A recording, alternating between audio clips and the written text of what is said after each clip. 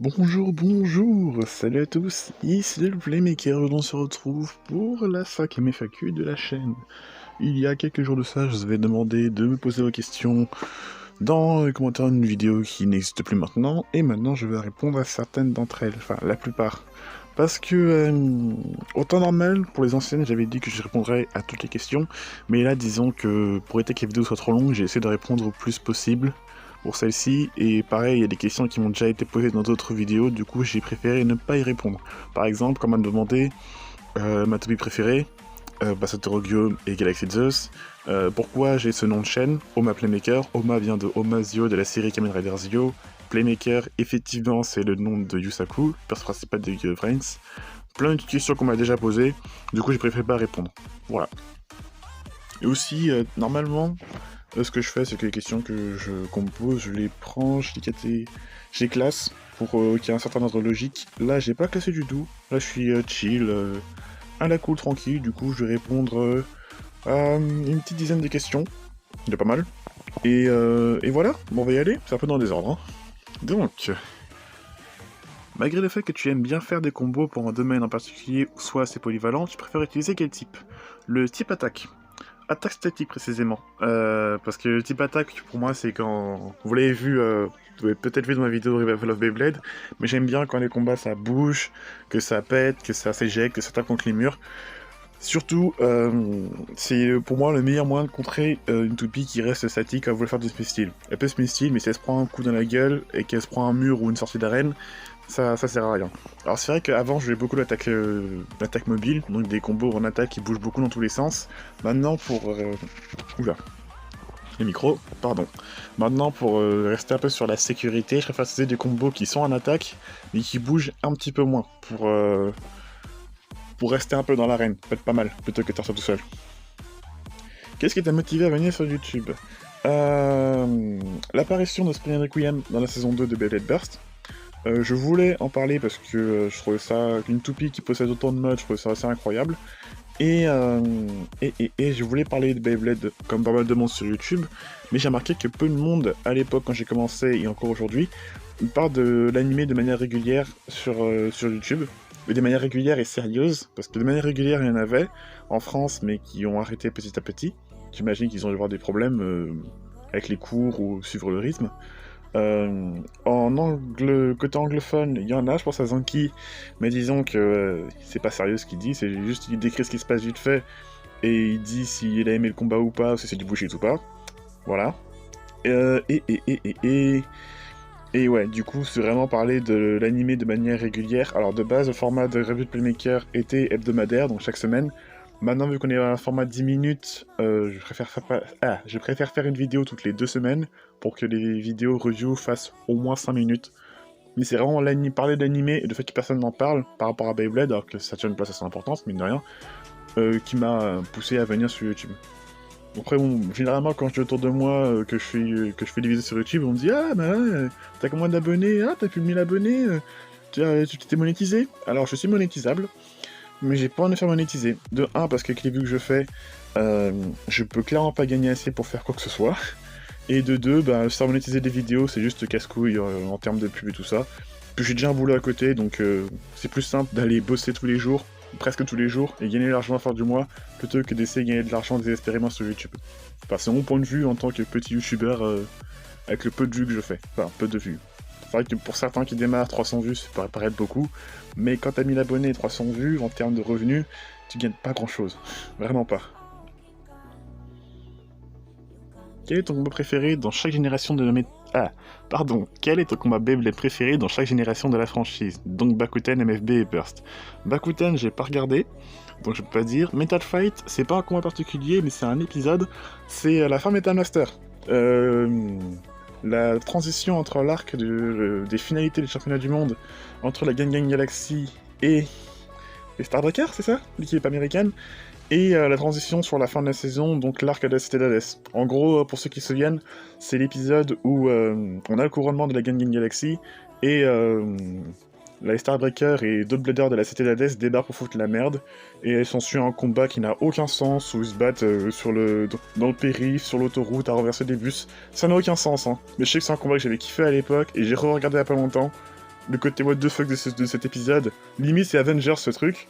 J'ai adoré. C'est, pour moi, mon combat préféré de... Enfin, c'est pas vraiment un combat, parce que c'est vraiment juste des toupies qui se tapent dans tous les côtés.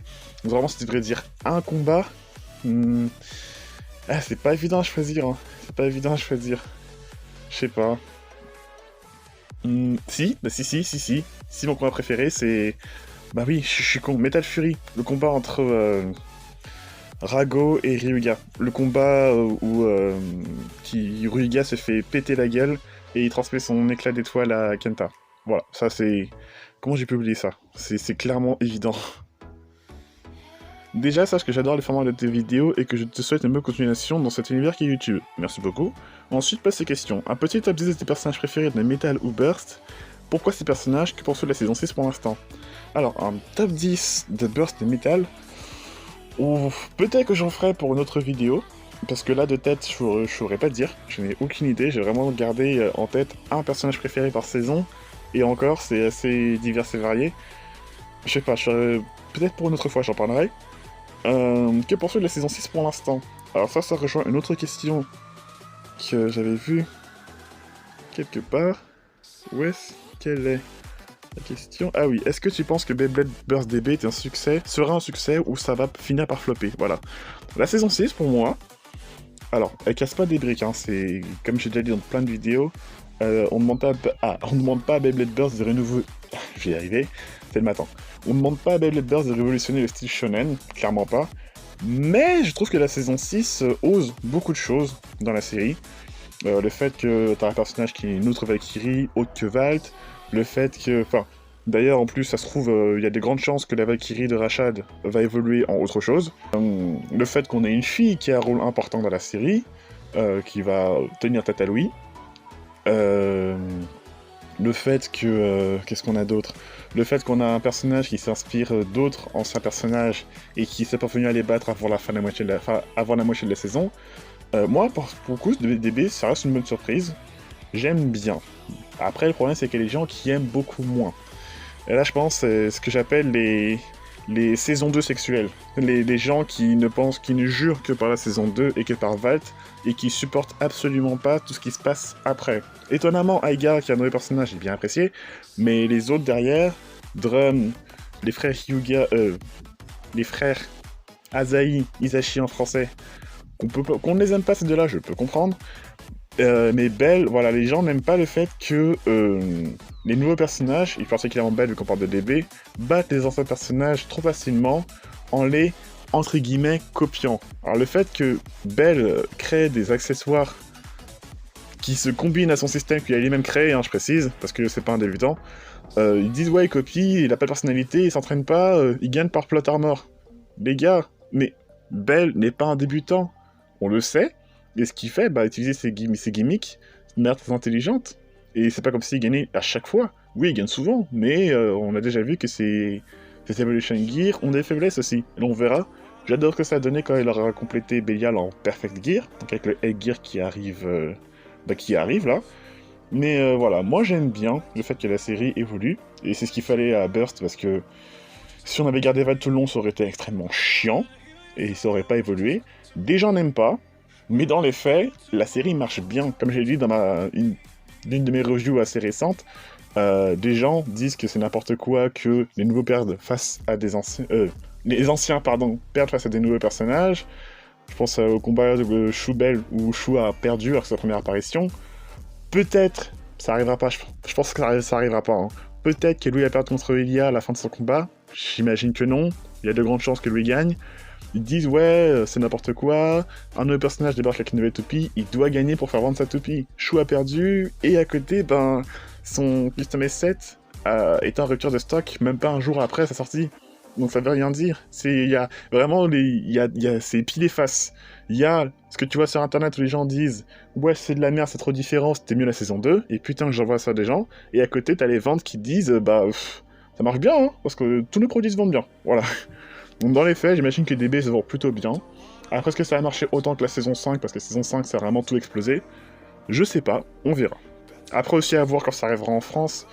Mais bon, les diffusions françaises de Kanashi et Gulli, on connaît. Salut, quel est ton processus de pensée quand tu mets au point un combo? Est-ce que tu as une astuce ou une manie? Oui, déjà, je regarde vite fait les Customize Guide, les petits papiers qu'il y a dans les boîtes que propose Takara pour des idées de combo. Donc je m'en inspire pas mal. Je m'en inspire pas mal. Ensuite, quand j'ai une pièce que j'arrive pas à jouer, je trouve pas comment la jouer, je regarde ce que je peux trouver sur YouTube. Genre je tape le nom de la pièce avec plus loin compétitif combo ou juste combo, et je vois comment les gens le jouent. Alors ça m'a beaucoup aidé pour Gachi et Super King de faire ça. Pour DB, j'ai un peu plus de mal, vu que quasiment tout, enfin pour le peu de toupies qu'on a, toutes les toupies qu'on a dans DB sont jouées en spin steel. Je veux dire, j'ai un peu vrillé quand j'ai vu que les gens jouaient Dynamite, Belial avec son F-Gear et Bering en spin steel à droite. Ah, le nouveau Perfect Phoenix, super. Ouais, voilà, le seul truc qui est pas en spin steel, c'est Savior Valkyrie et Cyclone Ragnarok. Le reste, tout est joué en spin steel, c'est affreux. Du coup, j'avoue que j'ai un peu de mal à trouver des combos avec, même si je commence à en trouver enfin depuis pas longtemps. Et ce que je fais pour partir simple aussi, c'est que les pièces ont souvent un nombre de points de contact principaux. Genre Fafnir à 3 points de contact, ben, je vais le mettre avec un truc qui a aussi 3 points de contact. Ou 3 points majeurs. Genre à la Sri, je vais les mettre Sri. Pareil, Dynamite, j'ai un combo, je suis en train de faire un combo avec, je lui ai mis le F-Gear, je veux lui mettre le L-Gear quand je l'aurai, et je vais les mettre Sri aussi, parce que 3-3-3. C'est débile, hein, mais ça marche pour l'instant, et après j'essaie de peaufiner au fur et à mesure. Mais vraiment, ouais, c'est partir de nombre de points de contact, on associe ceux qui ont le même nombre de points de contact, et après je vois ce que je peux faire avec, regarder sur YouTube, ou les guides. Dis-nous un défaut sur Burst des Metal Fight. Burst, c'est aussi bien dans le manga que dans l'anime, surtout dans l'anime, c'est le manque de continuité. On sait que dans Beyblade Burst, le temps avance, c'est pas comme dans Pokémon où Sacha a toujours 10 ans et le reste, c'est limite une poche temporelle. Non, non, non, dans Beyblade Burst, il y a une continuité. Le temps avance, le problème c'est que c'est toujours à nous, ceux qui regardent l'anime, de deviner ou de demander limite à l'auteur à chaque fois sur Twitter de savoir combien de temps se passe entre chaque saison. Parce que l'anime ne dit jamais clairement. T'as une demande de continuité, pareil, quand on dit qu'il se passe des trucs qu'on nous les montre pas. Là, je pense surtout au fait que Vat soit champion du monde dans Beyblade Burst DB. Ça me dérange pas, ok, mais montrez-le nous, expliquez-nous. Limitez pas ça à une ligne de dialogue. Voilà, ça c'est vraiment le manque de continuité constant qu'il y a dans l'anime qui fait que ça peut perturber. Parce que limite, dites-vous que entre Super King et DB, il y a quelques mois qui sont passés. Entre God et Chosen, il s'est passé 2 ans. Voilà, c'est les trucs qui sont peut-être dits une fois dans le manga. Non. Pour God et Chosen, c'est dit par le père d'Aiga qui s'est passé 2 ans. Mais c'est vraiment l'un des rares points où on nous dit clairement le temps qui se passe. Et j'avoue que parfois c'est un peu chiant quand même de pas savoir. Pour le manga, pareil, le manque de continuité, alors ça c'est un truc que j'ai surtout ressenti en lisant l'arc de Dante, donc la partie Gachi du manga, le manque de continuité est juste affreux. Tu commences la partie de Dante, il a déjà Glyph Rock et Ace Dragon, et plus tard il se crée Glyph Dragon. Ouais, on sait pas vraiment ce qui se passe, et le manga aussi a un énorme problème, c'est que l'anime VF occidental utilise les noms Hasbro et occidentaux des personnages et des toupies. Le manga, l'anime japonais, c'est tout japonais et Topi Takara. Et le manga, tu sens qu'ils sont paumés parce qu'ils mixent les deux souvent. Autant des fois t'as des noms des personnages et des toupies de chez Takara, parfois t'as les noms de chez Hasbro, parfois t'as les deux. Je me souviens, j'ai vu, c'était dans la partie Super King, dans le tome 18, ouais, les derniers tomes en date, le tome 18, t'avais les frères Zai qui vont voir Delta. Delta, dans le manga, il a Death et Abyss Diabolos. Donc, en version Hasbro, cette toupies s'appelle Abyss et Death Devolos. Abyss et Demise Devolos. Bah, j'ai vu un Death Devolos. Voilà, puis c'est au niveau des noms de toupies, c'est juste le bordel. Un coup, je vais avoir Valtriek, un coup, je vais avoir une Valkyrie, Spriggan. C'est souvent ça, et parfois, c'est juste illisible. Tellement, c'est juste paumé au niveau des traductions. Des noms, c'est un peu chiant. Metal Fight, les changements de mode des toupies en plein combat. Ça, c'est un truc qui m'a toujours fumé. On sait que certaines toupies ont des anneaux d'énergie de groupe fusion qui peuvent changer de mode, c'est pas un souci. Mais quand ces changements de mode se font en plein combat, genre, c'est un truc qu'on voit souvent avec Big Bang Pegasus, Cosmic Pegasus, pardon.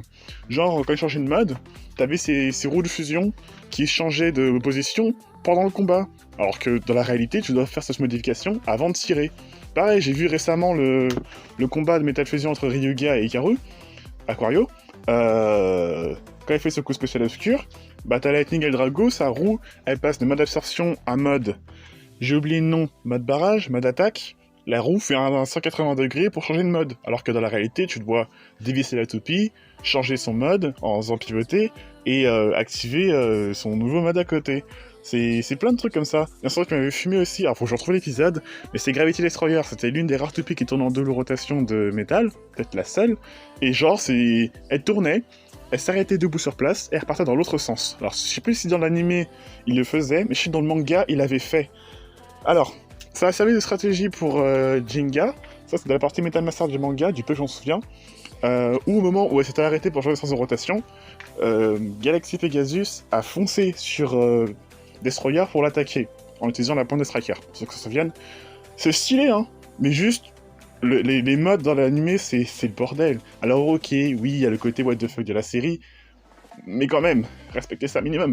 Y a-t-il un autre univers à part Beyblade et Tokusatsu que tu aimes bien?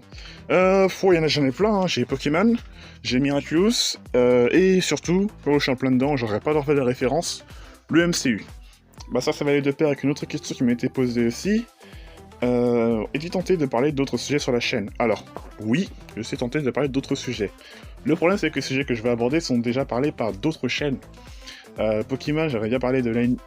Peut-être pas l'animé, mais des petites théories que j'ai par rapport bah, comme j'avais fait l'année dernière avant la sortie des DLC, j'ai peut-être parlé des DLC aussi en vidéo, parce que dans mon ressenti sur Couronne et Armure. Le problème, c'est que généralement, les théories que j'ai sont les mêmes que d'autres personnes. Alors, par exemple, le MCU, bon, les théories, ça fuse dans tous les sens, hein, mais les petites théories que j'ai, c'est des théories que vous pouvez trouver sur la chaîne du Geek, la chaîne de Landry, par exemple, aussi, les dossiers Geek, tous ces trucs qui n'est pas déjà de super-héros, le comédie comics aussi, il est sympa. Du coup, pas trop l'intérêt d'en parler, là tout de suite. Il y a aussi un autre sujet que j'aimerais parler, c'est essayer de consacrer un hors-série, parce que le hors-série, voilà, c'est les formats où je parle d'autres sujets que Beyblade, qui me passionnent. C'est des formats qui font absolument pas de vues par rapport à ce que je fais, c'est simple sur ma chaîne, à part les reviews, je fais quasiment pas de vues, c'est pas un souci, je m'en fous. J'aimerais consacrer une vidéo sur les 20 épisodes de Power Rangers Super Mega Force. Pardon. Power Rangers Super Mega Force. Ça fait depuis mon hors-série sur Super Sentai Kamen Rider et Power Rangers que ça me trotte en tête. Parce que je veux en parler. Ah, justement, quelle est ta génération préférée de Super Sentai et de Power Rangers? Es-tu plus du côté de la nostalgie des premières saisons ou de la hype des dernières? Et Power Rangers adapte-t-il bien selon toi l'équipe des héros japonais? Bah, justement, pour rebondir sur Super Mega Force, alors, ma série préférée actuellement est Power Rangers Beast Morphers. Après, ancienne, j'avoue que j'ai pas trop regardé avant les séries de l'ère Disney. Parce que c'est à l'époque où j'ai regardé les séries Power Rangers. Donc j'ai regardé SPD, j'ai regardé Force Mystique, bon ça date, j'ai pas trop souvenir, Opération Overdrive, Jungle Fury, et c'est tout. Après, ouais, je suis passé, je dois avoir une petite pause, j'ai regardé quelques séries de l'ère Neo Saban, donc de Samurai à Super Injustice. Ça va surprendre, mais pour moi, je trouve que les séries sont bien adaptées quand c'est pas Saban qui le gère. Alors, je parle pas trop de séries de l'ère Saban classique, donc les premières, je parle surtout des séries de l'ère Neo Saban, donc assez récentes. Pas trop, ça dépend. Parce que, mine de rien, bon, j'ai pas regardé Tokusatsu Sentai de Karanger, mais SPD, par exemple, qui pour moi est celle que j'en souviens mieux en termes de série Disney, ça reprend l'idée de police intergalactique, tout ça, mais l'histoire était super intéressante, et l'univers, tu sentais pas vraiment que c'était quelque chose qui était adapté d'autres choses. Puis j'ai regardé vite fait quelques extraits de The Ranger, et ça reste assez différent, mine de rien, ça pas mal de trucs. Donc c'est assez cool qu'ils se réussissent à s'approprier l'univers d'une série qui existait déjà, et à faire quelque chose de tout nouveau. Et c'est ce que Hasbro arrive à refaire sur les séries récentes, donc Beast Morphers, et je trouve ça super cool, parce que Beast Morphers, bon déjà Beast Morphers adapte Tokyo Sentai Go Busters, qui est une série qui date de 2012, que Saban avait skip à l'époque. Donc en fait ils ont adapté Saban, ils avaient adapté Kaizoku Sentai Gokaiger pour Super Mega Force. Après Gokaiger, t'avais Go Busters qu'ils ont sauté, que Hasbro va reprendre pour adapter en Beast Morphers. Et après Go Busters, t'avais Kyoryuger qui est devenu Dino Charge et Dino Supercharge. Mais vraiment, c'était assez surpris de voir Go Busters se faire réadapter. Je me suis dit, putain, la série elle date de quelques années quand même. Qu'est-ce qu'ils vont en faire? Et ben au final, ils ont fait un truc incroyable. Parce que non seulement ils ont réussi à faire une histoire totalement inédite par rapport au Sentai d'origine, à part le fait qu'ils ont réadapté le délire de l'Enetron, c'est bien le nom de l'énergie de la série, pour en faire le Morphex. Et le Morphex, bordel de merde, enfin j'étais content de voir qu'une série Power Ranger reparle enfin du Morphing Grid, la grille de transmutation, qui est juste l'énergie qui transmet leur pouvoir à tous les Power Rangers qui existent. C'est un truc qui existe depuis la saison 1 de Power Rangers, et qu'on n'a jamais entendu parler dans les séries de l'ère Neo Saban, un truc qui m'a saoulé ça aussi, et aussi que Hasbro prend le temps de s'intéresser au lore de Power Rangers. On l'a vu dans Beast Morphers déjà, quand tu reparles de dimension des Power Rangers qu'on avait à peu près entrevu dans Dimension in Danger, l'épisode 22 d'SPD. Ah, l'épisode des 25 ans dans Super Ninja Steel. Là, avec Dino Fury, du peu que j'ai vu, ils nous ont introduit les Morphing Masters, qui sont des êtres qui vivent dans le Morphing Grid, qui sont à l'origine de certains pouvoirs de certaines équipes de Power Rangers. Voilà, on t'intéresse, on te parle du lore, et tu sens vraiment qu'il y a une certaine passion envers la série. Alors que les séries de l'ère Neo Saban, ce qui est totalement con quand même, parce que Saban, c'est un peu le créateur de Power Rangers, bah y a pas trop cette passion. Hein. Ah, si, à la rigueur peut-être pour Dino Charge, Dino Supercharge, qui je pense est pour beaucoup la meilleure série de l'ère Neo Saban, et je peux comprendre, la série est loin d'être dégueulasse.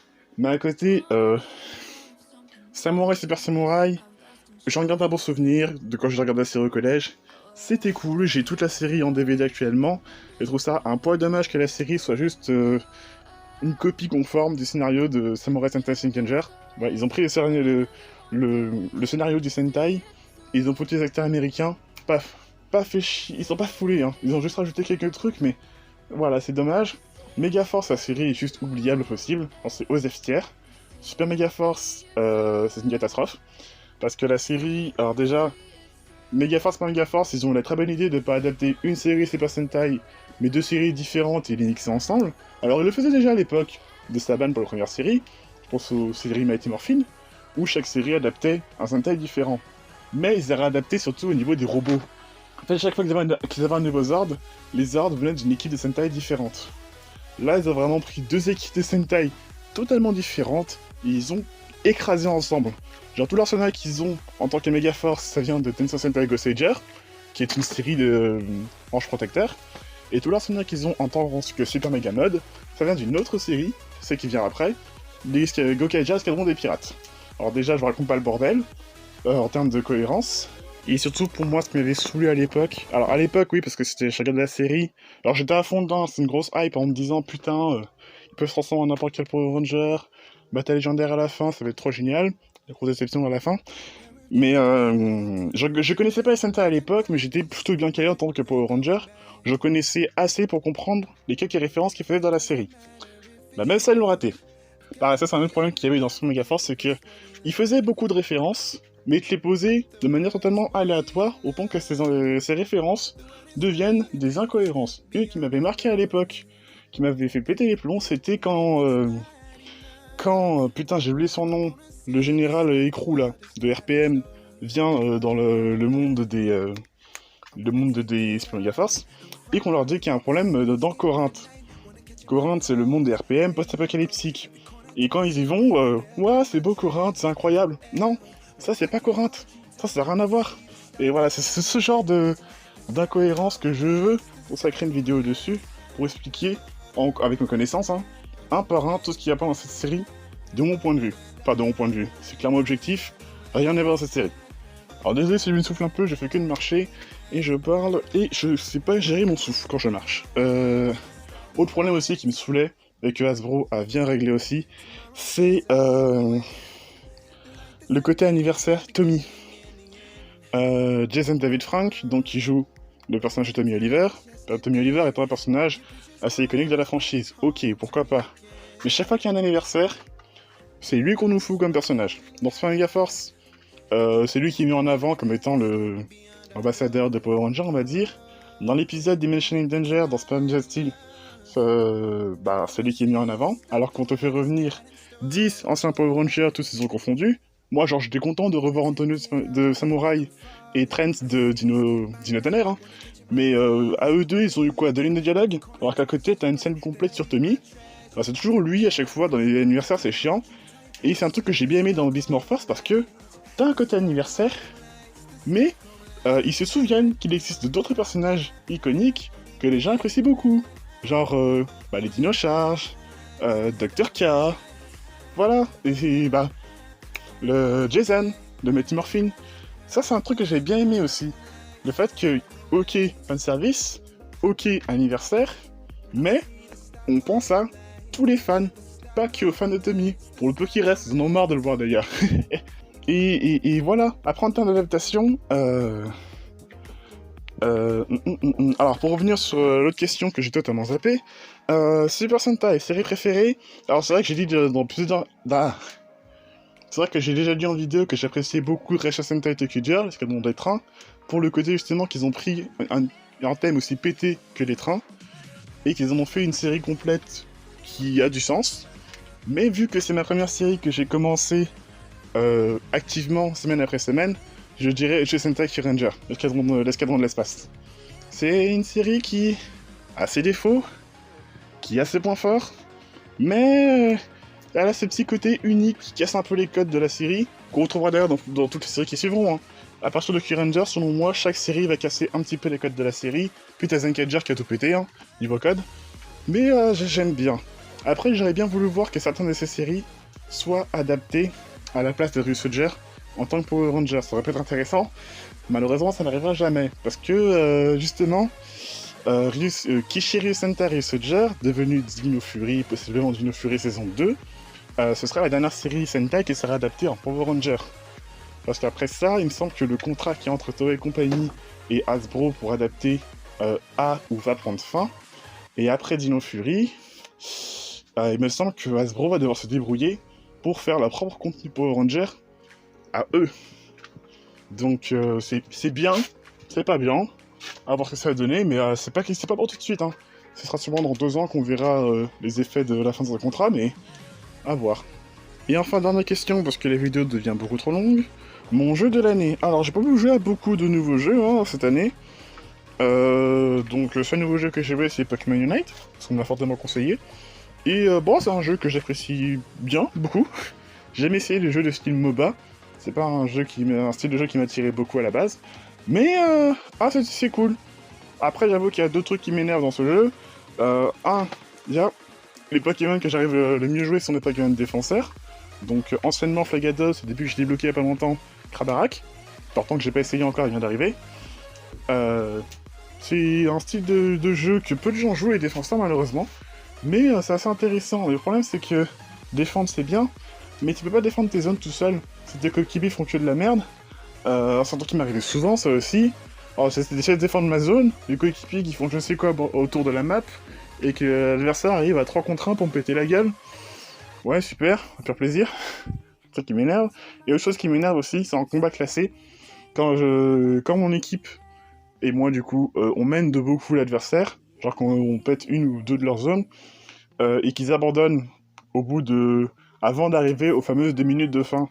Un truc que je trouve chiant, ça aussi, parce que, ok, je monte de classe, j'ai pas l'impression de progresser. Surtout que dans le jeu, même si tu te fais mener, tu peux remonter au score à tout moment. C'est un truc qui m'est arrivé il va plus tard qu'hier. En fait, dans le jeu, tu dois marquer des points dans le camp adverse, et les 2 dernières minutes de fin, tous tes points que tu marques sont doublés. Donc ces 2 dernières minutes sont plus que cruciales. Et déjà abandonne avant d'arriver à ces 2 minutes. Et pareil, quand je dis abandon, c'est un truc qui m'arrivait souvent. J'ai dû faire quoi, une petite centaine de combats, ça a dû m'arriver au moins 15-20 fois. Donc c'est un truc que je trouve très chiant. Et ben voilà, on arrive à la fin de ces questions. Et du coup, on est reparti pour une nouvelle saison, c'est la rentrée, 3 ans de la chaîne, 1500 abonnés. Let's go, oh my god, j'ai oublié une question. J'ai oublié une question. Les projets, j'ai 2 projets. Maintenant, on va dire. J'ai vu Bakampa. j'avais pas mal d'abonnés qui me demandaient de faire des vidéos pour expliquer comment fonctionne tel ou tel système pour Battle Burst, parce qu'il y a beaucoup de gens qui s'en remettent à Burst, qui ont dû faire une pause entre-temps. Le problème, c'est que s'ils ont fait une pause, ne serait-ce que de 2 ans, de 3 ans, ils doivent se retaper 3 systèmes à comprendre. Et j'avoue que ce format vidéo, c'est bien, mais s'il y a un truc qui apparaît encore en plus, ça m'obligerait à faire une autre vidéo, parce que des vidéos, on peut pas les modifier. Du coup, j'ai pris la décision de faire un article sur le site de Meubles d'Espace. L'article est en description, d'ailleurs, il est fini, où j'explique tous les systèmes de Burst, Hasbro, Takara. Et chaque fois qu'il y aurait des modifications, donc ça avait été pas longtemps avec Quadrive, le système de la saison 6 chez Hasbro, je ferai une modif, et voilà, il y a tout ce qu'il faut pour expliquer. J'ai partagé le lien à un abonné qui me l'avait demandé en urgence, il m'a dit que c'était bien expliqué, je trouve ça cool, ça peut aider, c'est cool. Autre projet, pas pour tout de suite, parce qu'il faut que j'attende de recevoir Longinus, mais j'aimerais faire une vidéo combo test, en présentant 3 combos en high mode. Vous l'avez vu, j'ai fait un short il y a pas longtemps, parce que c'est un truc qui m'avait saoulé. J'essaie de communiquer avec des fans anglophones, en sorte de comprendre comment fonctionne leur méta, et un truc qui est revenu souvent avec DB, c'est DB, le mode est le seul moyen d'être compétitif. Est-ce que t'as déjà vu des gens jouer le high mode en compétition? Pas de soucis. Du coup, j'ai fait les tests, j'ai trouvé quelques idées de combos en high mode et j'ai consacré une vidéo. Donc d'ici septembre ou octobre, je sais pas, faut voir. Donc du coup, voilà, on arrive à la fin vraiment de cette vidéo, hein. Et du coup, je vous souhaite une bonne fin de journée, je vous dis à la prochaine pour de nouvelles vidéos. Tchuss!